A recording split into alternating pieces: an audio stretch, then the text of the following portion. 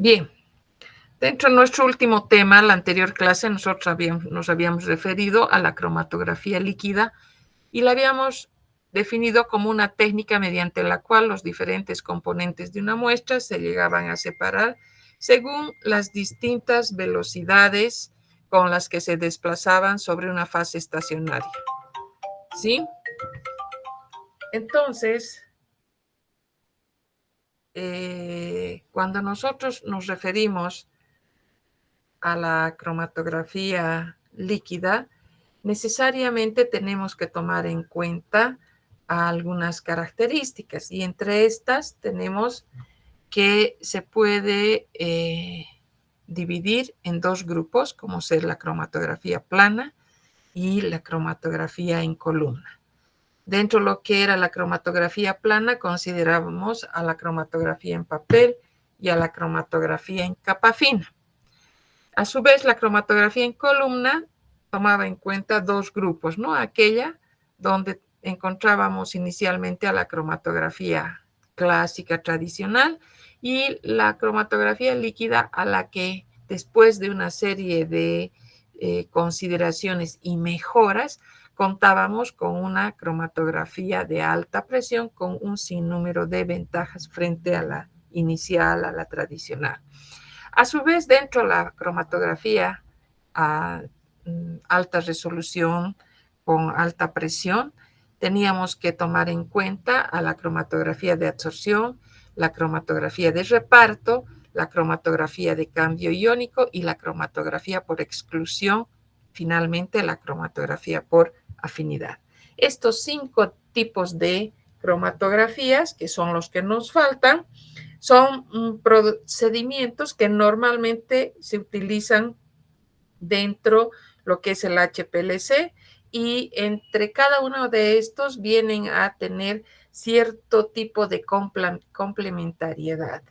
Entonces vamos a ir revisando a su vez para recordar que la cromatografía líquida en columna era el inicio de un proceso de separación en el que constaba de 3 partes. La primera, de lograr un empaquetamiento de la columna con diversos materiales. Estos tenían que cumplir ciertas condiciones. Luego que ya se contaba con la columna, se contaba con la fase estacionaria, se procedía a la aplicación de la muestra. Y posteriormente o en una siguiente etapa se tomaba en cuenta las elusiones respectivas para finalmente encontrar, separar cada una de las fracciones en las que se hubiesen podido diferenciar los componentes de una mezcla. Esto en condiciones totalmente, diríamos, normales, si vale el término, ¿no?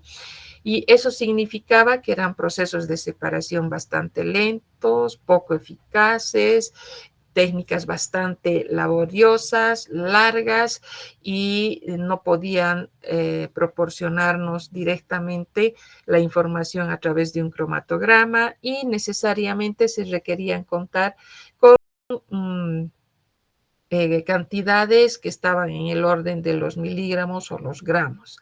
Entonces surge la necesidad de ir corrigiendo, mejorando este proceso de separación para conseguir una cromatografía que tenga mayor eficacia en la separación, tenga un tiempo de duración menor, permita acoplar un sistema de detección al finalizar la columna y que permita trabajar con sustancias que estén en el orden de los microgramos.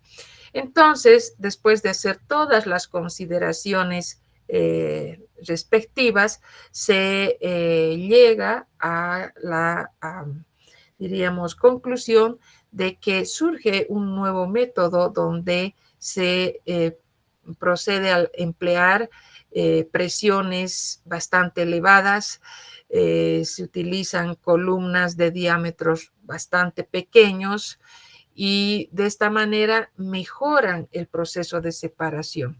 Básicamente nosotros encontramos 5 componentes en un instrumento de cromatografía líquida sometido a alta presión. En primer lugar, vamos a tener, como aquí tenemos el esquema, a los depósitos de la fase móvil y el tratamiento de los disolventes.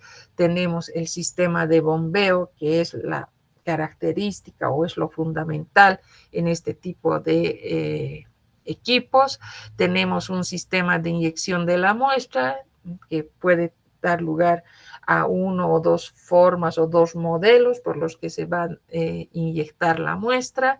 Tenemos a los componentes importantes como son las columnas con las modificaciones, correcciones, adaptaciones correspondientes y finalmente tenemos un sistema de detección.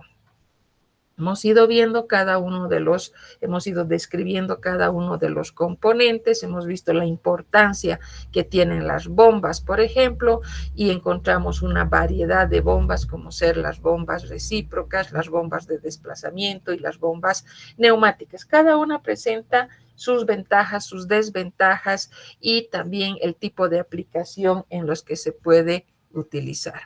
Hemos ido así describiendo tanto los materiales, los tamaños, longitudes, las características que deben tener hasta llegar a los sistemas de detección. Y dentro de los sistemas de detección también mencionamos que existían aquellos que utilizaban técnicas ópticas, otras que daban lugar a las técnicas electroquímicas y otras que aplicaban otro tipo de técnicas.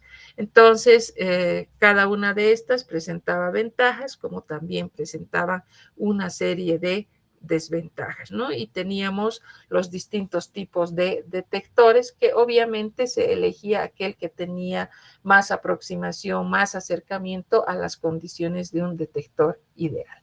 Y llegamos finalmente a los distintos tipos de cromatografías y dentro de estos tipos de cromatografía nosotros encontramos una clasificación donde se toma en cuenta en primer lugar una clasificación según la naturaleza de la fase líquida implicada, donde tendremos aquella que sea la cromatografía en fase normal.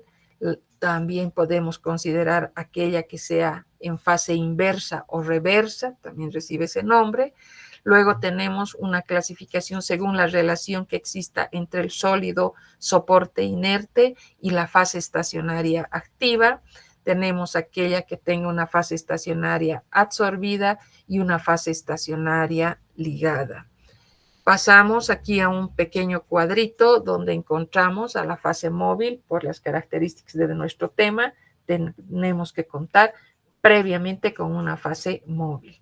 Tenemos las fases estacionarias y consideramos dos tipos de fases estacionarias. La líquida que toma en cuenta a la cromatografía de reparto, donde vamos a ver que el principio de la separación existe una distribución entre líquidos inmiscibles, originando dos tipos de cromatografía, la de reparto en fase normal y la de reparto en fase inversa.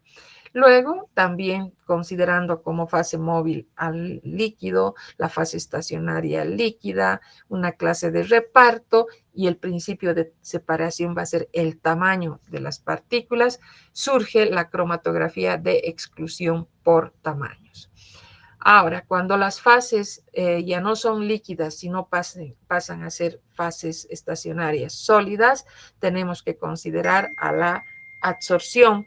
Y dentro este tipo, nosotros consideramos, por ejemplo, donde se toman en cuenta las interacciones inespecíficas y contamos con la cromatografía de absorción, aquellas que toman en cuenta las interacciones electrostáticas que originan las cromatografías de intercambio iónico, y también hay que tomar en cuenta aquellas que se relacionan con las interacciones por afinidad biológica, mucho más especializada ya este tipo de cromatografía y se la conoce como la cromatografía de afinidad.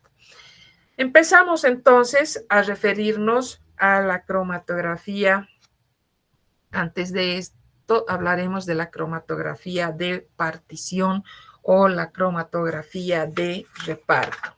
Esta cromatografía, que recibe el nombre de partición o de reparto, se basa en la distribución de los solutos entre una fase móvil líquida y otra estacionaria también líquida, que sea ante todo inmiscible, es la condición, soportada sobre un sólido inerte, donde la causa de la discriminación entre los solutos son la diferencia de solubilidad.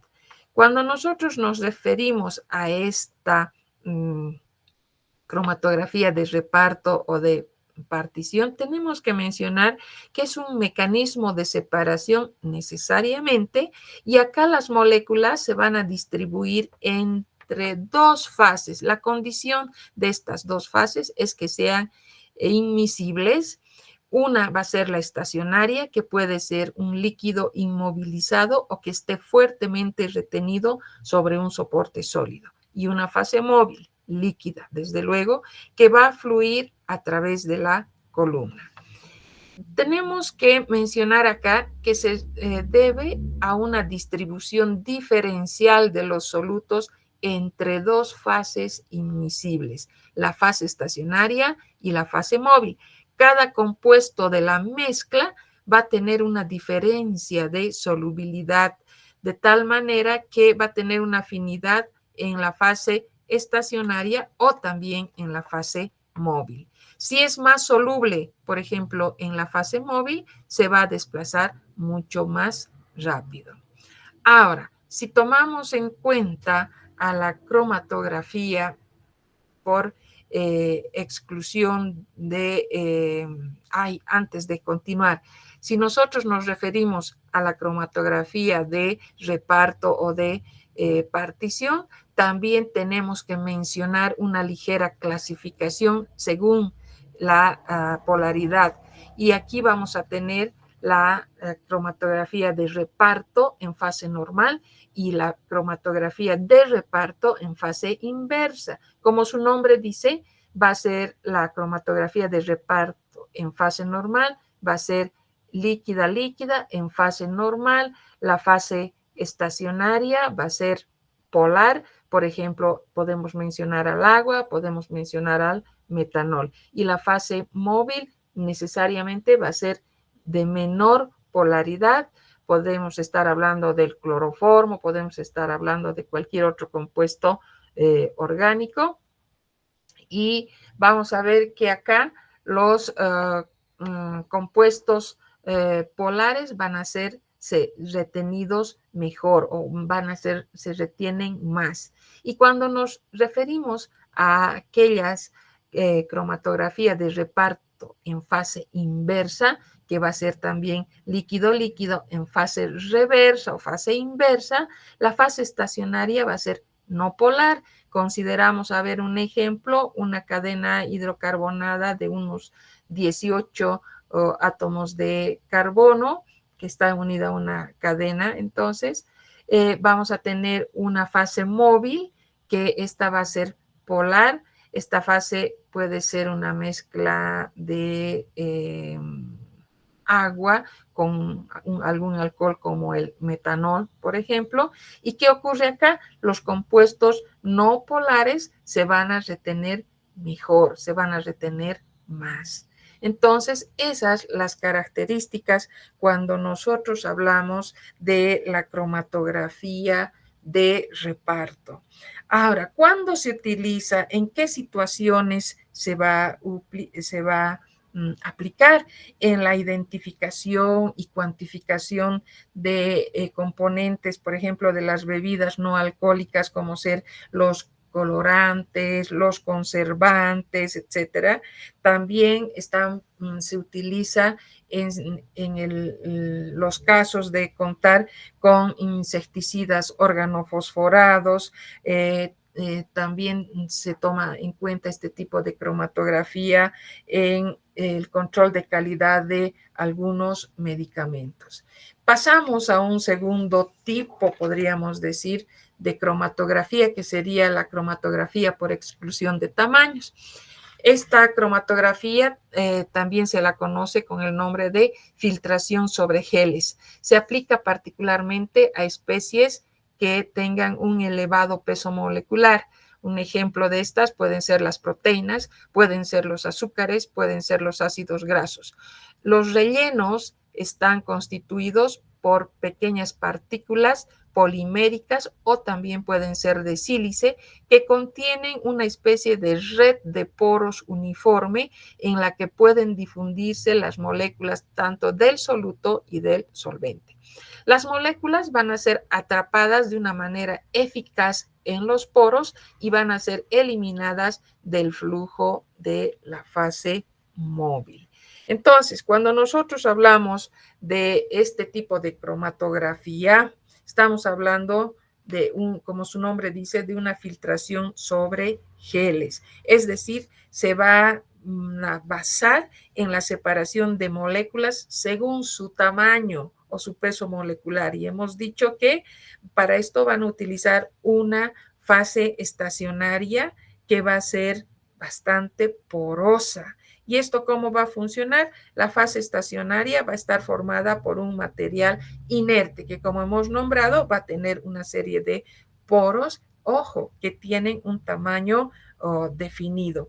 Podemos hablar, por ejemplo, de una sílica modificada, adaptada, si vale el término.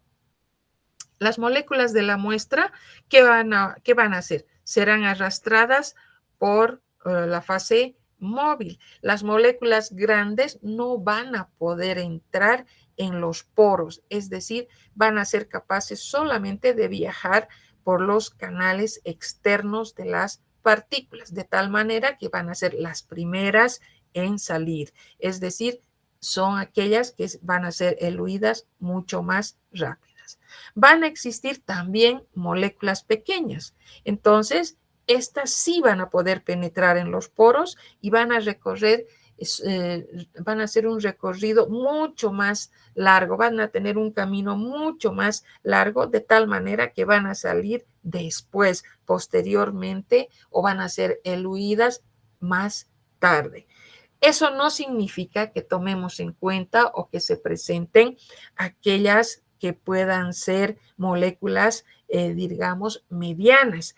Estas, para poder separarse, van a tener que sufrir una serie de fraccionamientos. Resumiendo, entonces, la separación va a depender exclusivamente del tamaño hidrodinámico de las moléculas y aquí no nos interesan ya las interacciones químicas como hemos mencionado anteriormente. ¿Cuándo y para qué se utiliza, se aplica este tipo de cromatografía? Por las características del tipo de cromatografía para la purificación de proteínas, para la purificación de enzimas, para la purificación de anticuerpos, en la separación de péptidos, en la determinación de masas moleculares, en el control de calidad de las proteínas, también cuando se realizan análisis de polisacáridos en los alimentos o también un estudio en el caso, por ejemplo, de elementos o contaminantes macromoleculares presentes en el agua. Entonces, esto cuando hablamos de la cromatografía de exclusión por tamaño. Pasamos a hablar de la cromatografía de adsorción. Para este fin, nosotros tenemos que, en primer lugar, recordar qué era la adsorción, muy diferente a la absorción. O sea, recordemos que la adsorción es un proceso físico-químico donde podemos contar con átomos, podemos contar con iones o moléculas que se van a ir a concentrar en la superficie de otra. Entonces, no como en el caso de la absorción, donde ingresan y toman la totalidad del volumen.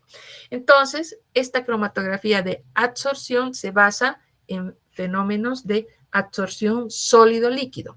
La fase estacionaria es un sólido polar finamente dividido donde la muestra compite con la fase móvil por ocupar los lugares en la superficie del mismo. Pasa la fase móvil y el analito que queremos separar va a ser retenido por absorción en la superficie de la fase estacionaria. Este analito tendrá tendencia a quedarse en la fase estacionaria o irse hacia la fase móvil. Son estos procesos de absorción y desorción que hacen que se diferencien unos analitos de otros a lo largo de la separación.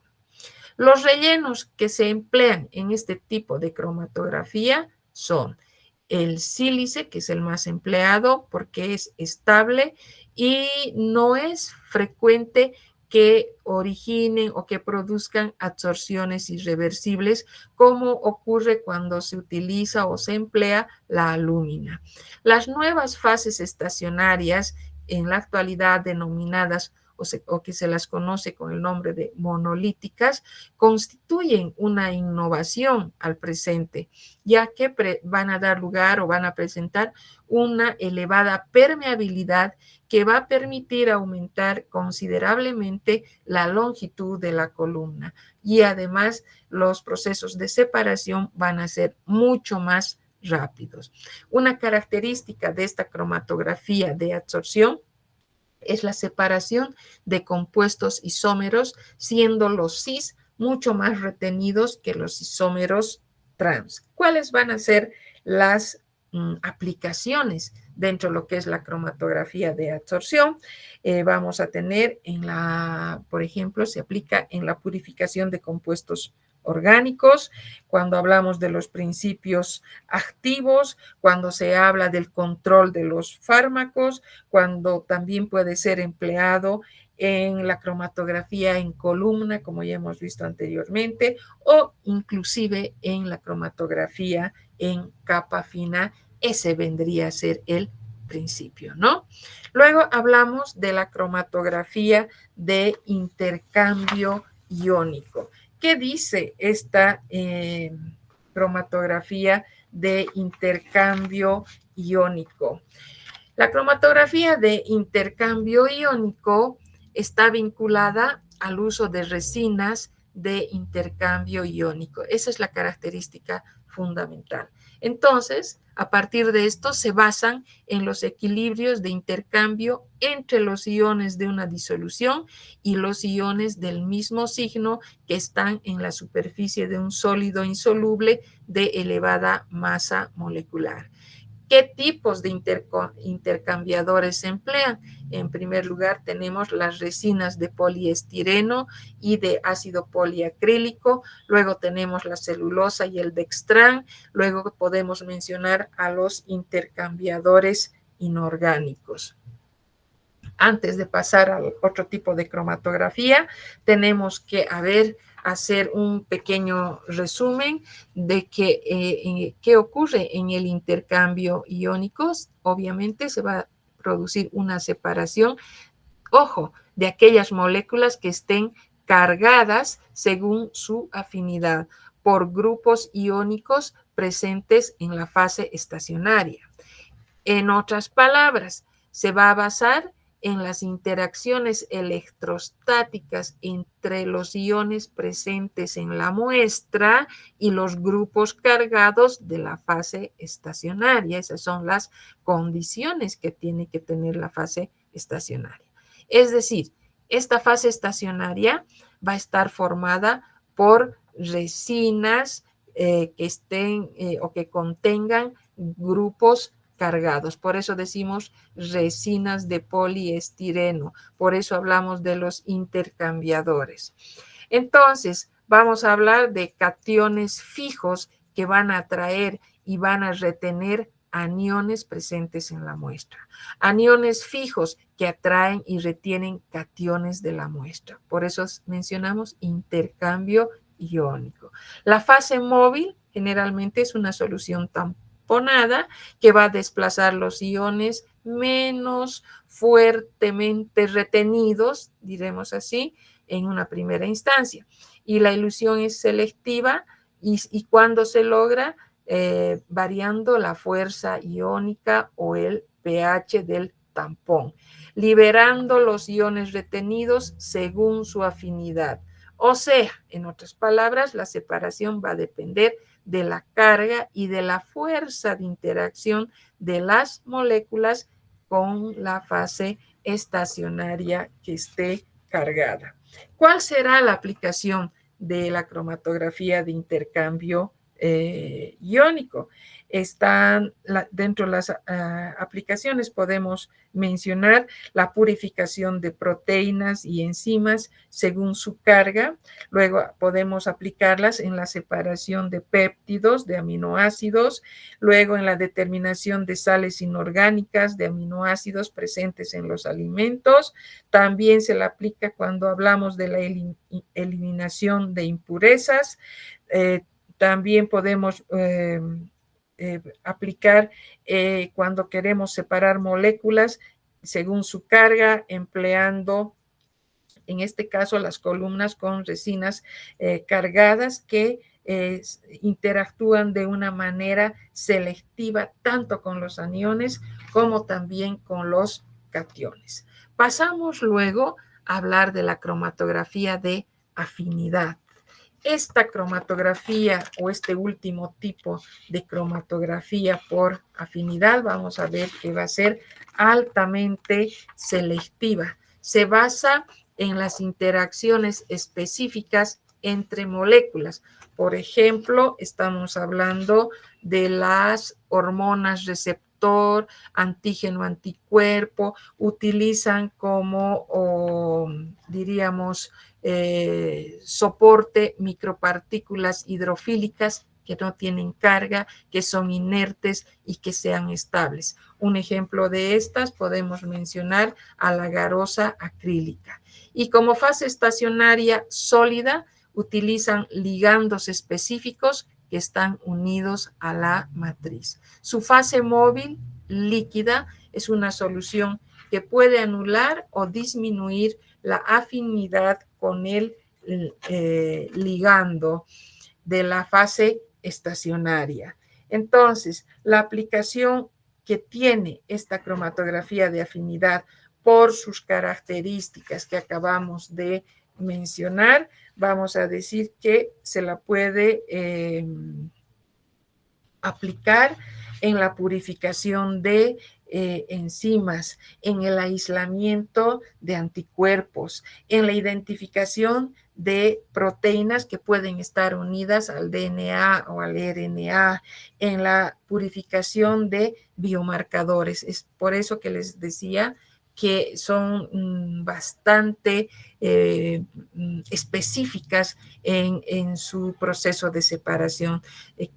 No es por algo que se dice que este tipo de cromatografía se basa en las interacciones específicas entre moléculas de interés y un ligando inmovilizado.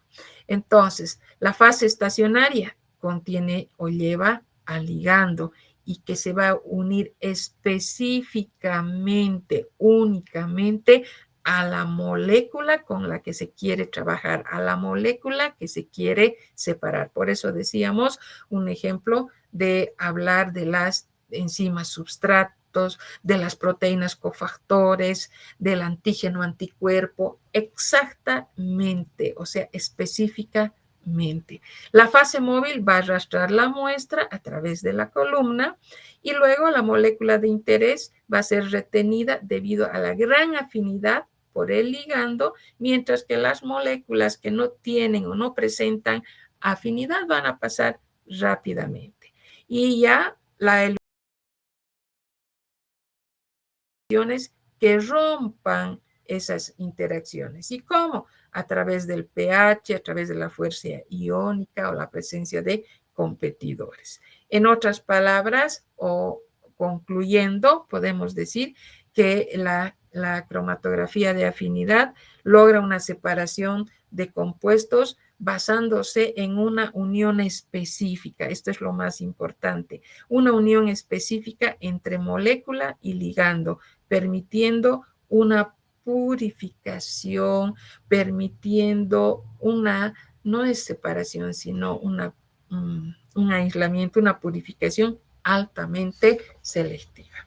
Bien, de esta manera entonces hemos descrito brevemente las características de cada uno de estos tipos de cromatografía. Y así concluimos con este nuestro tema de cromatografía líquida para pasar a un nuevo tema referido a la cromatografía de fluidos supercríticos. Como es la parte, diríamos, final del tema de cromatografía líquida. Ha sido bastante corto, vamos a quedar aquí y la próxima clase continuamos con nuestro nuevo tema. Que tengan un buen resto de la tarde. Hasta luego, jóvenes. Hasta luego, doctora. Hasta luego. Hasta luego, chicas.